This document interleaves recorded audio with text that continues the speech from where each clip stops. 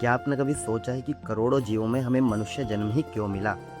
क्यों शास्त्र कहते हैं कि यह जन्म देवताओं को भी दुर्लभ है? और क्या सच में 84 लाख योनियों में भटकने के बाद ही जीव को मनुष्य शरीर मिलता है? लेकिन सबसे बड़ा प्रश्न, क्या यह सब केवल कर्मों से होता है या इसके पीछे छिपी है श्री राम की असीम कृपा?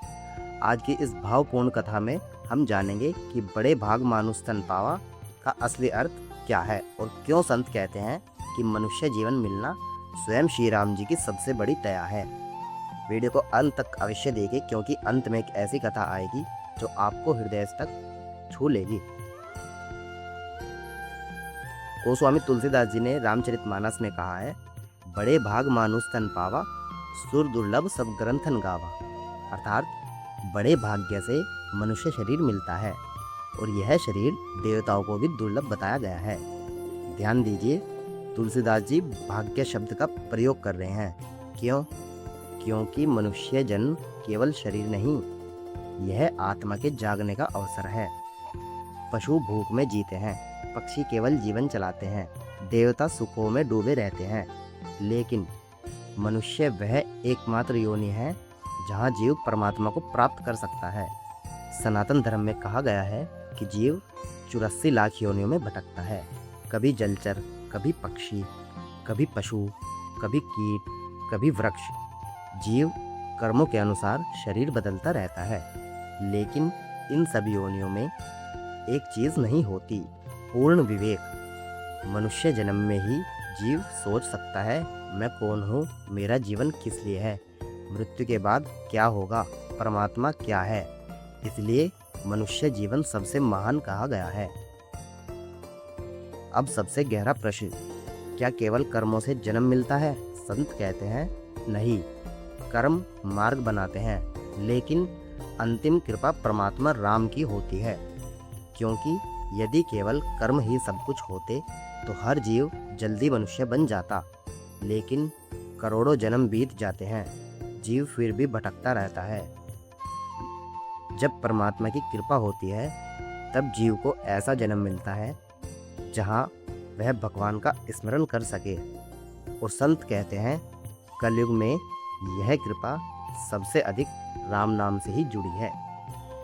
श्री राम को करुणा सागर कहा गया है।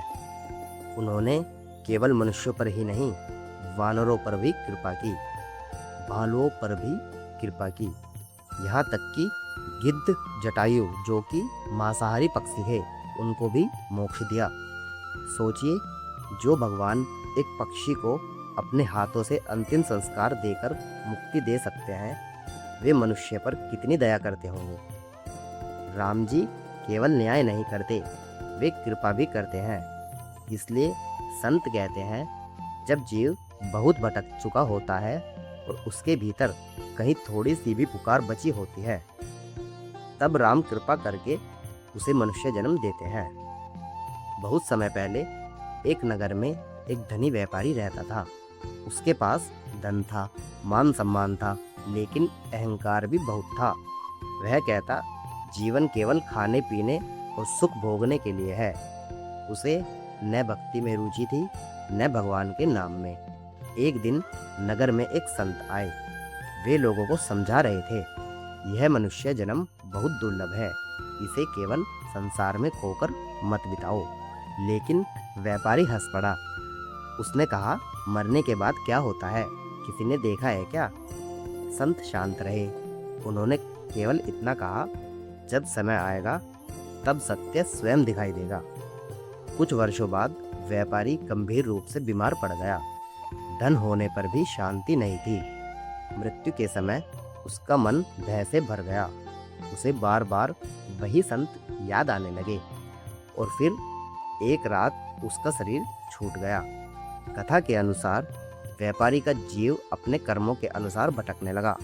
कभी उसे अंधकार दिखाई देता, कभी भय और कभी अकेलापन। धीरे धीरे उसे समझ आने लगा कि मनुष्य जीवन कितना मूल्यवान था, लेकिन अब बहुत देर हो चुकी थी। कई योनियों में भटकने के बाद एक दिन उसके भीतर से पुकार निकली, हे राम, यदि फिर मनुष्य जन्म मिले तो मैं आपका स्मरण करूंगा। संत कहते हैं, परमात्मा जीव की सबसे छोटी पुकार भी सुन लेते हैं। जब उस जीव ने सच्चे मन से पुकारा तब श्री राम जी की कृपा हुई। समय बीता और उसे फिर मनुष्य जन्म मिला। इस बार वह साधारण परिवार में जन्मा, लेकिन बचपन से ही उसका मन भक्ति में लगता था। जब भी मंदिर में राम नाम सुनता उसकी आंखें भर आती, क्योंकि आत्मा कहीं न कहीं अपने पुराने भटकाव को याद कर रही थी। एक दिन वही बालक एक संत के पास पहुंचा। संत ने उसे देखते ही कहा, बेटा, इस बार मनुष्य जीवन व्यर्थ मत करना। बालक चौंक गया। संत बोले, बहुत भटकने के बाद राम कृपा से यह जन्म मिला है। यह सुनकर बालक रो पड़ा। उसे समझ नहीं आया क्यों, लेकिन उसके भीतर कुछ पिघलने लगा। भक्तों, मनुष्य जीवन केवल नौकरी, धन या नाम कमाने के लिए नहीं मिला। ये सब आवश्यक हो सकते हैं, लेकिन अंतिम लक्ष्य नहीं। मनुष्य जन्म इसलिए मिला है ताकि जीव अपने वास्तविक स्वरूप को पहचान सके, ताकि वह समझ सके कि संसार नश्वर है लेकिन परमात्मा शाश्वत है। अब प्रश्न आता है कि देवताओं को भी मनुष्य जन्म क्यों दुर्लभ कहा गया है? क्योंकि देवलोक में बहुत सुख होते हैं, और जहाँ बहुत सुख होते हैं वहाँ वैराग्य कम होता है। लेकिन मनुष्य जीवन में सुख भी है, दुख भी है, संघर्ष भी है और मृत्यु का बोध भी है। यही चीज जीव को परमात्मा की ओर मोड़ सकती है। इसलिए संत लोग कहते हैं, मनुष्य जन्म मोक्ष का द्वार है। आज मनुष्य जीवन मिल जाने के बाद भी लोग पूरा जीवन केवल भौतिक चीजों में खो देते हैं। मोबाइल, अहंकार, तुलना, क्रोध, लोभ, यही जीवन बन गया। लेकिन मृत्यु आने पर इनमें से कुछ भी साथ नहीं जाएगा। साथ जाएगा तो केवल कर्म, स्वभाव, गुण और दोष, और सिर्फ भगवान का नाम स्मरण। कलयुग में मन बहुत चंचल है।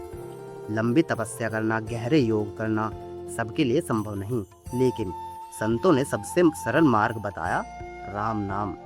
जब जीव प्रेम से राम कहता है तो धीरे धीरे मन शुद्ध होने लगता है, अहंकार कम होने लगता है, भय कम होने लगता है और आत्मा को भीतर से शांति मिलने लगती है।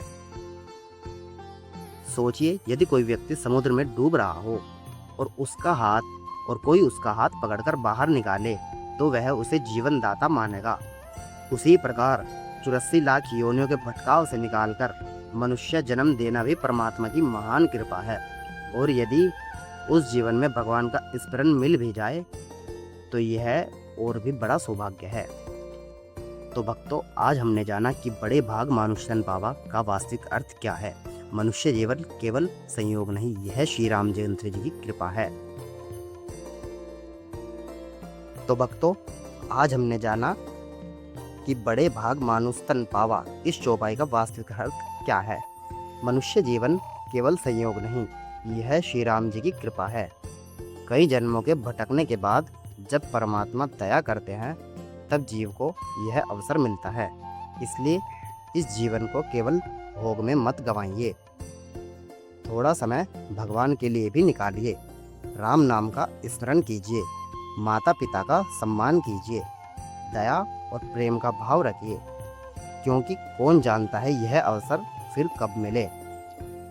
तो वीडियो की जानकारी अच्छी लगी हो तो चैनल को सब्सक्राइब करें, वीडियो को लाइक करें और वीडियो को शेयर करें। और यदि आपके हृदय में भी श्री राम जी के लिए भक्ति प्रेम है तो कमेंट में अवश्य लिखिए, जय श्री राम। देखिए, मनुष्य जीवन सबसे बड़ा सौभाग्य है और यह सौभाग्य भी सिर्फ श्री राम जी की कृपा से ही मिलता है। तो मिलते हैं अगली वीडियो में। सभी भक्तों को जय श्री राम।